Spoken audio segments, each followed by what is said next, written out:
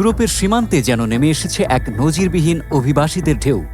সমুদ্রের উত্তাল জলরাশি পেরিয়ে পাথুরে বাঁধ পেয়ে কাঁটাতারের সীমান্ত টপকে হাজারো মানুষ ছুটছেন এক স্বপ্নের খোঁজে, ইউরোপে পৌঁছানোর স্বপ্ন।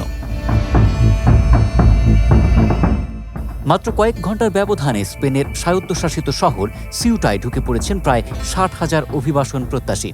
শহরের প্রতিটি রাস্তা, প্রতিটি ফুটপাত এখন আশ্রয়হীন মানুষের ভিড়ে ঠাসা। আর সবচেয়ে হৃদয় বিদারক বিষয়, এই ঢলের মধ্যে রয়েছে প্রায় 7,000 অভিভাবকহীন শিশু ও কিশোর, যাদের ভবিষ্যৎ এখন অনিশ্চয়তার মুখে।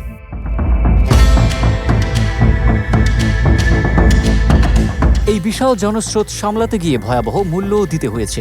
সমুদ্র পার হওয়ার সময় এবং সীমান্তে হুড়োহুড়ির মধ্যে পদদলিত ও ডুবে মারা গেছেন অন্তত 57 জন মানুষ। স্থানীয় কর্তৃপক্ষ এই পরিস্থিতিকে বর্ণনা করেছে এক নজিরবিহীন মানবিক সংকট হিসেবে। উত্তর আফ্রিকার ভূমধ্যসাগরীয় উপকূলে অবস্থিত সিউটা ও মেলিলা আফ্রিকা থেকে ইউরোপীয় ইউনিয়নে প্রবেশের একমাত্র স্থলপথ। বছরের পর বছর ধরে উন্নত জীবনের আশায় আফ্রিকার বিভিন্ন দেশের মানুষ এই পথ ব্যবহার করে এসেছেন, কিন্তু একসঙ্গে এত বিপুল সংখ্যক মানুষের সীমান্ত অতিক্রমের ঘটনা আগে দেখা যায়নি। মাত্র একদিনেই শহরের জনসংখ্যার প্রায় সমান মানুষ প্রবেশ করায় কার্যত অচল হয়ে পড়েছে গোটা সিউটা। পরিস্থিতি নিয়ন্ত্রণে দ্রুত সিউটা সফরে যান স্পেনের প্রধানমন্ত্রী পেদ্রো সানচেজ।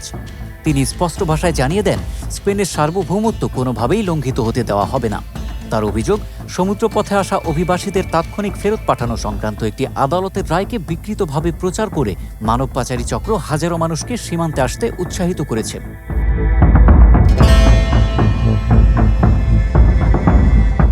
এরপরই সিউটা ও মেলিলায় মোতায়েন করা হয় অতিরিক্ত সেনা ও পুলিশ। শুরু হয় অভিবাসীদের মরক্কোয় ফেরত পাঠানোর কার্যক্রম।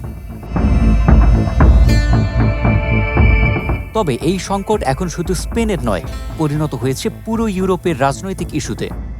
ইউরোপীয় commission president Ursula von der Leyen জানিয়েছেন, ইউরোপের সীমান্ত পারাপার দ্রুত বন্ধ করতে হবে। জার্মান চ্যান্সেলরের পক্ষ থেকেও মরক্কোকে অভিবাসীদের দ্রুত ফেরত নেওয়ার আহ্বান জানানো হয়েছে।